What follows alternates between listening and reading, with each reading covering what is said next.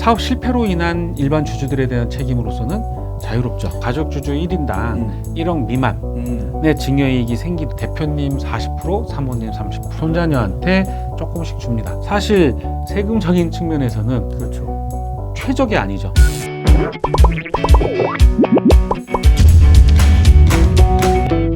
안녕하세요. 중소중견기업 보스들의 골치 아픈 고민을 덮어야질 보고파TV를 책임지는 윤책임입니다. 자, 오늘은 1인 주주 법인과 가족 주주 법인에 대해서 한번 알아보도록 하겠습니다. 옆자리는 경영 컨설팅 전문가 이재민 전무님 모셨습니다. 안녕하십니까? 안녕하십니까? 네.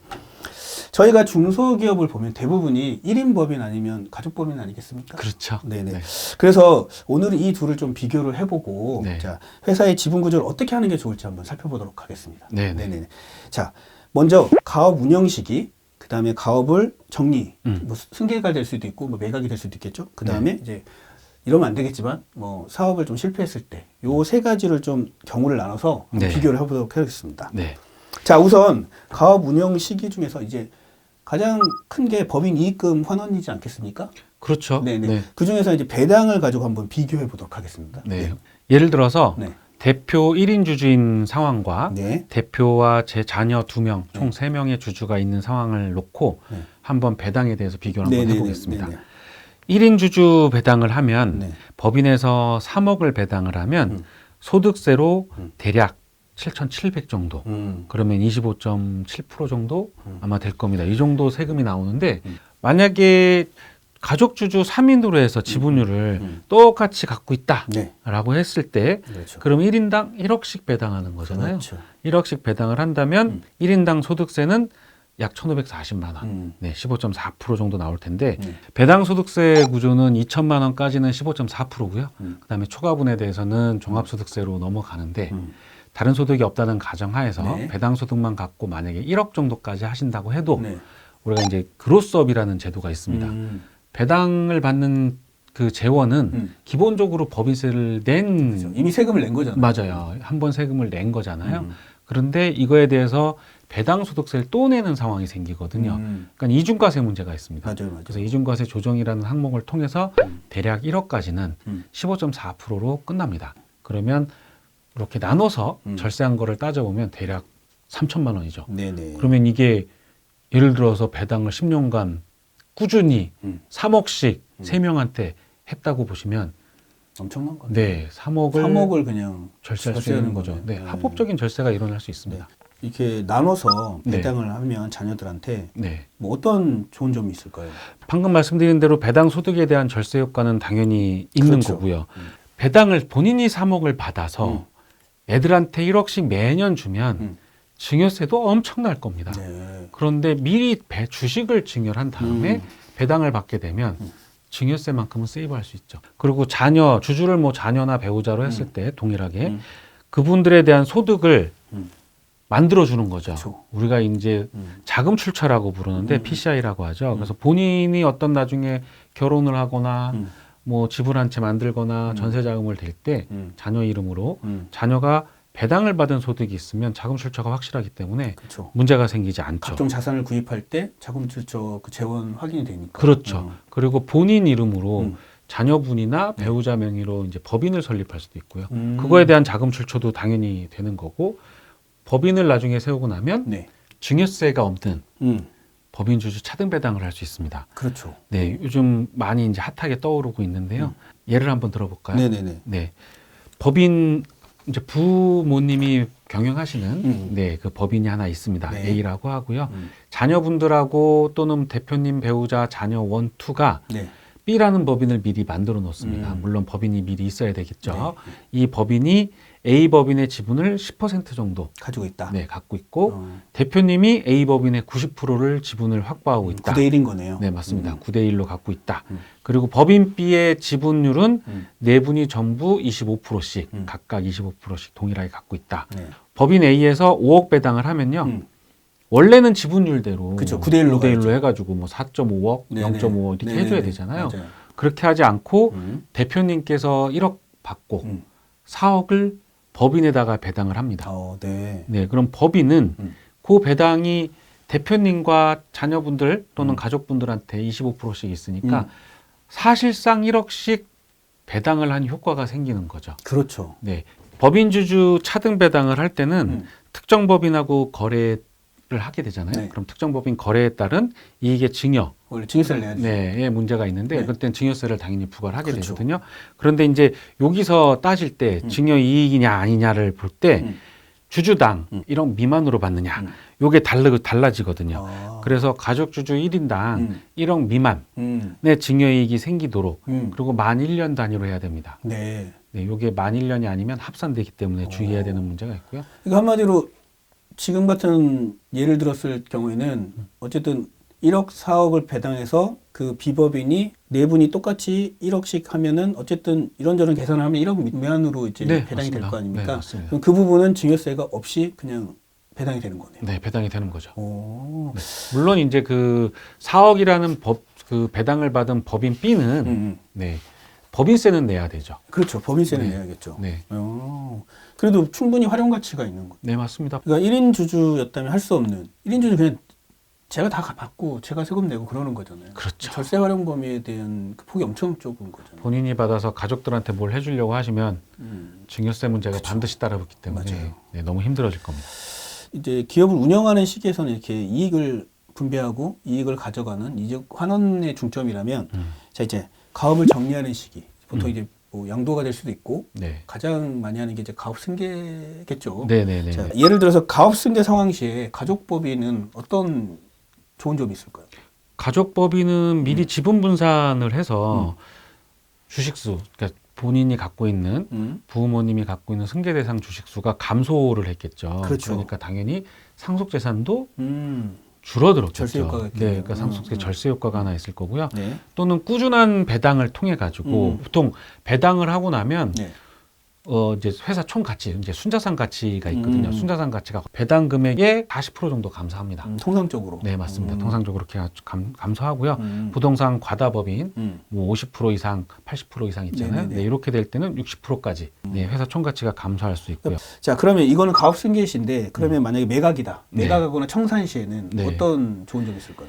지분 매각을 하더라도 본인 지분이 분산이 돼 있잖아요. 네네. 그러면 분산됐으면 당연히 갖고 있는 그 총 가치가 작아졌을 겁니다. 그죠. 각각 각자 지분 쪼개놨으니까, 분류. 네, 지분 분산이 돼 있으니까. 음. 그러니 내가 각각 적은 금액으로 지금 넘기고 있기 때문에 네. 양도소득세도 줄어드는 효과가 있죠. 음. 인당 3억까지는 20%, 네. 3억 초과는 25%지 않습니까? 그러면은 3명으로 쪼개면 9억이라면 만약에 네. 9억을 혼자서 만약에 들고 있다 파셨다. 그렇죠. 그러면 3억은 20%, 6억은 25%. 네, 이렇게 될 건데 3명 쪼개면 전부 다 20%. 각자 라고 적용됐다고 했을 때는요. 네. 네. 그리고 이제 매각이 아니고 회사를 청산하신다 했을 때는 좀 더 효과가 큰데요. 예를 들어 9억을 갖고 있다가 청산을 하신다. 잉여금이 죄다 배당 소득세입니다. 그렇죠. 의제 배당. 네, 의제 배당 죄다 맞습니다. 그러면 종합소득세 엄청나게 나오십니다. 그렇죠. 그런데 이거를 3명한테 쪼개놨다. 그럼 3억에 대해서만 각각 3억에 대한 의제 배당을 때리기 때문에 소득세 절세. 네, 소득세 절세가 네, 제가 경험한 바로는 30-40% 이상 벌어집니다. 그래서 쪼개 놓으시고 배당을 하시는 게 세금적인 측면에서는 반드시 효과가 있습니다. 네. 자, 그러면 이제 하다가 중간에 잘 안 돼서 사업이 실패하는 경우도 있지 않습니까? 그럼 가장 두려워하는 게 괜히 가족들한테 이렇게 해놨다가 법적인 책임 소재가 생기는 거 아닌가? 네. 이런 것 때문에 되게 좀 고민을 하시고 굳이 직원이나 이 경영에 참가하지 않는 한에서는 안 하시는 분들이 꽤 있는 것 같아요. 일단 사업에 참여하지 않고 있으시면 회사가 이제 잘못됐으니까요. 네네. 각종 부채들이 있을 거 아닙니까? 네, 그거에 대해서는 일반 주주들은 책임질 일이 없습니다. 네. 그런데 네. 법인세나 네. 이런 우리 국세들 있지 않습니까? 이런 것들의 세금에 대해서는 당연히 이제 과점주주들이 제2차 납세 의무가 있으니까 네. 그거는 내야 되겠죠. 그거는 내지만 여하튼 사업 실패로 인한 일반 주주들에 대한 책임으로서는 자유롭죠. 그러니까 일반 가족 주주는 이번에 책임에서 자유롭다. 네, 맞습니다. 네. 대신에 이제 제2차 납세 의무는 있는데 네. 그 범위가 되게 좁아졌던 좁아지죠. 네. 제가 대표님들께 이 질문을 가끔 합니다. 사업 실패는 한순간에 벌어지는 일이잖아요. 그러면 그 작년도까지는 법인세나 이런 각종 국세를 안 냈을까요? 냈죠. 다 냈죠. 네. 다 냈을 겁니다. 그러니까 과점주주로서의 책임에 대해서는 맞아요. 사실상 없습니다. 맞아요. 네. 근데 이제 만에 하나 이제 계속 체납이 되고 된다면 안 좋은 문제가 상황이면 이제 네. 이런 경우가 생기지만 네. 그러지 않을 때는 큰 문제가 없다는 거죠. 리스크는 생기지 네네네. 않습니다. 네. 그리고 일반 가족 주주들인 경우에 지분율 30% 이상이시면 뭐 의사결정이나 어떤 보증이나 이런 거에 같이 들어가는 게 많아서 네네. 책임을 지는 게 있을 텐데요. 30% 초과하면 네, 30% 이하면은 법인 채무에 대해서 연대 보증을 당연히 요즘은 안 서잖아요. 네네. 대표이사직을 갖고 있는 분이 하니까. 네. 그래서 회사의 보증 채무에 대해서는 상당히 자유로운 거고요. 네네. 그러니까 한마디로 지분율을 30% 초과해서 갖고 있으면 네. 이런 책임을 질 수 있는데 이하면 보증 채무에 있어서 상대적으로 자유롭다는 네, 거예요. 맞습니다. 네. 그러면 지분을 좀 분사할 때 그런 걸 좀 고려를 해야겠네요. 네, 그렇죠. 그러니까 예를 들면 나중에 사업 실패 시에 뭐 보증 채무나 이런 걸 안 지게 하려면 뭐 아들이 둘이다 그러면 뭐 15% 그다음에 14% 이런 식으로 해서 30% 뭐 이하로 해야겠네요. 상당히 안 좋은 조건이 이제 최악의 조건이긴 하지만 몇 년 전에 실전 예로는 어려워지실 때는 대표님들이 먼저 직감하십니다. 직감들 다 하십니다. 네. 그러면 이제 전화가 오십니다. 어떻게 해야 되냐? 지분부터 움직입니다. 아, 지금 말한 것처럼 30%. 네, 지분부터 움직이고 그 다음에 뭐 각종 리스크 있는 걸 해지하는 작업을 도와드리게 되죠. 네, 그런 거는 정말 케이스 바이 케이스니까 꼭 너무 이제 이런 걸 확인하시면 고려해서 좋습니다. 그렇게 할 필요는 없는데 네, 항상 없습니다. 그런 상황이 네. 미리 감지된다면 이렇게 네. 조치를 취하는 것도 좋은 그렇죠. 거네요.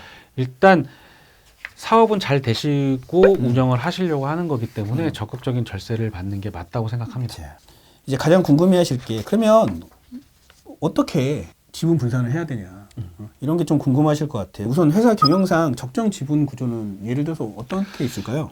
처음으로 말씀드리고 싶은 건 균등하게 비교적 균등하게 배분을 해서 그 다음에 세금을 가장 최저간을 만들고자 할 때 하는 방법이 하나 있을 거고요. 네네. 두 번째는 대표님께서 뭐 의사결정이나 은행과의 거래 또 이런 것들 때문에 네. 경영권을 전부 다 확보하는 네, 이런 차원에서 나누는 방법이 하나 있을 거고요. 또 하나는 이제 거의 뭐 회사가 잘 되고 마지막에 많이 나타나는 형인데 네. 가업 승계하기 위해서 네, 자녀분들께 많이 넘겨버리는 네. 형이 있을 겁니다. 네. 먼저 균등하게 나누는 형을 하나 보면 총 가족이 4명이라고 보고요. 네. 그러면 4명이니까 100 나누기 4, 네네. 25%씩 그렇죠. 네, n분의 1로 딱 해서 갖고 있으시면 사실 세금적인 측면에서는 그렇죠. 최적이 아니죠. 그렇죠. 또 하나는 그래도 내가 좀 더 갖고 있어야 되지 않느냐. 자녀한테 다 넘기는 거는 조금 그렇다. 대표님 거 뭐 35, 사모님 거 25, 애들 거 20, 20. 이렇게 해서 100으로 맞추시는 이게 분들도 통상적으로 있고요. 이제 실무에서 많이 쓰는 지분 구조네요. 네, 맞습니다. 네. 네. 보통 이제 대표님만 40%, 통이니까. 네, 배우자, 자녀 1, 2는 20, 20, 20. 이 방법도 많이들 쓰시고요. 그러네요. 그거는 이제 상황에 따라 좀. 그렇습니다. 네. 네. 자, 그럼 두 번째 그 CEO 경영 확보는 어떻게? 요거는 약간 조금 다른데요. 보통 우리가 어떤 의사결정을 할 때 뭐 본인 보수를 결정을 하거나 회사에서 자기 주식 매입을 하거나 네네. 뭐 배당을 하거나 할 때 필요한 게 51% 보통 결의라고 하는데 50% 플러스 한 주 이상을 갖고 있어야 되거든요. 이게 출석 과반수 이상의 4분의 1이 네. 찬성을 해야 되는 거죠. 네. 그거를 딱 계산해 보면 플러스 한 주입니다. 한 주. 네. 51%. 그래서 그냥 51% 확보하시라고 말씀을 51%를 드리죠. 가지고 있으면 절대적인 힘이 있는 거죠. 그렇죠. 보통 결의에서는. 보통 결의에서는. 네. 그래서 대표님께서 51%, 나머지 지분을 배우자 뭐 19, 네네네. 15, 15 이런 식으로 가는 경우가 있고요. 네. 또 하나는 구도 싫다. 나는 발행 주식 총수의 3분의 1 이상 들고 있어야 된다. 특별 결의 요건이 있는데 이건 뭐냐면 회사를 팔거나 사업권을 양도하거나 뭐 이런 것들 66.7% 그러니까 67%죠. 67%. 그래서 CEO께서 67% 갖고 계시고 나머지 11%씩. 한마디로 이제 보통 결의, 특별 결의 모두에서 그냥 파워를 갖고 싶으면 67% 갖고 있으면 그렇죠. 다 이기는 거네요. 네, 그렇죠. 실무에서는 보통 요 아까 균등으로 쪼개는 거와 네. 그다음에 CEO 경영권 확보형을 두 가지를 놓고 고민들을 많이 하시니까 어떻게 해드리냐면 대표님 40%, 사모님 30%, 그럼 70% 확보하거든요. 그렇죠. 네, 두 분이 쪼개지지 않는다는 가정하에 그렇죠. 네, 70% 이렇게 해놓고 나머지 30% 애들한테 주는 경우도 둘이 하나다. 네, 많이 보고 합니다. 아, 그러네요. 그런 식으로 하면 약간 분산도 되고 네. 여러 가지 좀 한쪽으로만 치우치지 않게 좀 그렇죠. 살아갈 수가 예. 있겠네요. 적당히 절세도 되고 경영권도 확보하고. 하고 싶을 때는 약간 이렇게 조합을 시키면서 가게 됩니다. 부부가 싸우면 안 되겠는데. 그렇죠. 네. 자, 그럼 세 번째 가업 승계형은 어떻게 네. 되는 걸까요? 가업 승계형은 승계받을 후계자한테 그 가족들이 이제 대표님 지분을 상당 부분 넘겨놓는 거죠. 몰아주는 거네요, 약간. 네. 본인이 거의 다 승계를 하시는 분들, 상속공제나 주식증여 특례나 이런 것들에서 보듯이 다 활용을 해서 네. 본인 지분을 뭐 10%, 5%만 들고 있고요. 나머지는 쫙. 네, 후계자한테 대부분 몰고요. 나머지는 조금씩 갖고 있을 수 있도록 네, 이렇게 하고요. 네. 또 다는 넘기는 건 좀 거시기하다라고 우선 하시는 일부만 분들. 승계해놓고. 네, 그렇죠. 일부만 넘겨놓고 본인이 뭐 한 30-40% 들고 계시고 자녀분한테 승계받을 자녀분에게 50% 정도 주고 나머지 가족분들한테 뭐 보통의 경우는 그 승계받을 자녀의 자녀 그러니까 아버지 입장에서 보면은 손자녀죠. 예, 손자녀한테 조금씩 줍니다. 그리고 요게 좋은 건 보통 우리가 증여를 하면 유고를 10년 이내 하시면 증여한 걸 합산하거든요. 맞아요, 맞아요. 근데 아까 말씀드린 손자녀한테 준 것들은 5년이면 합산 배제를 되기 때문에 맞아요. 네, 요것도 생각보다 괜찮습니다. 대신에 이제 부모가 살아 있는데 손자한테 줄 때는 좀 세금을 좀 더 내는 게 있더라고요. 네, 세대생략 증여에 따른 30% 가산세가 그런 있습니다. 걸 생각하더라도 네. 훨씬 좋다. 네, 물론 해드릴 때 요것도 그 공제해 주거든요. 네, 증여재산 공제를 해주기 때문에 미성년자면 2천, 성년이면 5천. 그쵸. 이 정도면 적당한 그러네요. 수준까지 해줄 수 있습니다. 네. 자, 그러면 이제 이거는 회사를 경영상에서 이제 생각해 볼 수 있는 지분 구조인데 네. 나는 이제 경영은 우선 둘째 치고 그것보다 이제 증여를 우선으로 좀 하던 지분 구조를 하고 싶다. 네. 애들한테 좀 증여 차원에서 그러면 어떤 구조가 통상적일까요? 일단 본인이 100%를 들고 있었는데 뭐 회사 가치가 대략 50억 정도라고 하면 대표님께서 이걸 사전 미리 증여를 좀 해주기 싶지만 세금이 제법 나오지 않겠습니까? 그쵸. 그러니까 세금을 안 내는 범위 내에서만 해보고 싶다라고 하면 증여재산 공제를 하면 배우자는 6억까지 가능하니까 배우자 6억 원, 자녀분 모두 성인이라고 가정하면 원투한테 5천만 원, 5천만 원 해서 7억 정도. 그렇죠. 증여세를 좀 중점적으로 둔다면 공제를 가장 활용하는 게 가장 좋겠네요. 그렇죠. 네, 세금을 안 낼 수 있으니까요. 네. 10년 미만. 네. 그리고 그래서 지분율을 이렇게 86%, 12%, 1% 이렇게 할 수 있고요. 네. 세금은 내가 조금 내고 적극적으로 한번 해봅시다. 네, 그러면 인당 내가 추가로 5억씩 내가 더 줄게. 그러면 한 15억 정도를 더 내려줄 수도 있잖아요. 그쵸.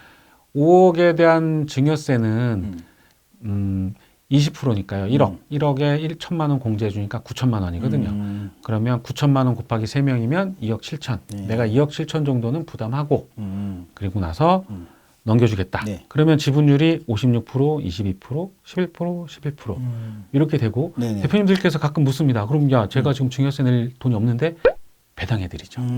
네, 배당해서 적당한 수준까지 낼 수 있도록 연부연납도 할 수 있고요. 네네. 그리고 상속세율이 대부분 40에서 50%, 40%면 10억 초 가면 40%거든요. 맞아요. 네, 요즘은 집 한 채 갖고 계셔도. 그러니까요. 네, 그래서 대부분 40% 되시는데 증여세율 30% 이하라면 여하튼 30% 이하에서 내가 뭔가 증여를 해줬다면 최소한 세금을 10에서 20%는 줄였다고 보셔야 되잖아요. 그쵸. 자산 증가가 안 됐다고 가정을 한 아주 최악의 경우라 하더라도 자산 증가가 되셨다면 그 10%, 20%보다 플러스 알파가 있겠죠. 결국은 이 특수한 경우가 아닌 이상 가족들에게 이렇게 분산을 좀 한다면 직접적인 일은 안 하더라도 네. 그 이익의 환원도 되고 네. 여러 가지 절세 효과가 되게 큰 것 같습니다. 네, 맞습니다. 주식 증여를 하시던 아니면 뭐 현금성 자산을 증여를 하시던 할 때는 반드시 사전 증여에 내가 뭐가 있었는지 여러 가지 상황들을 보시고 미리 검토를 다 하셔야 될 겁니다. 네네. 취득세 문제도 있고 하니까요. 네. 네, 이런 것들을 검토하시고 진행하셨으면 좋겠습니다. 네. 회사가 무엇보다 더 커지기 전에 네, 이 지분 분산을 고려를 해보시는 게 좋을 것 같습니다. 네, 맞습니다. 네네. 자, 오늘 내용 이것으로 마치고요. 다음 시간엔 더 유익한 내용으로 찾아뵙도록 하겠습니다. 감사합니다. 감사합니다.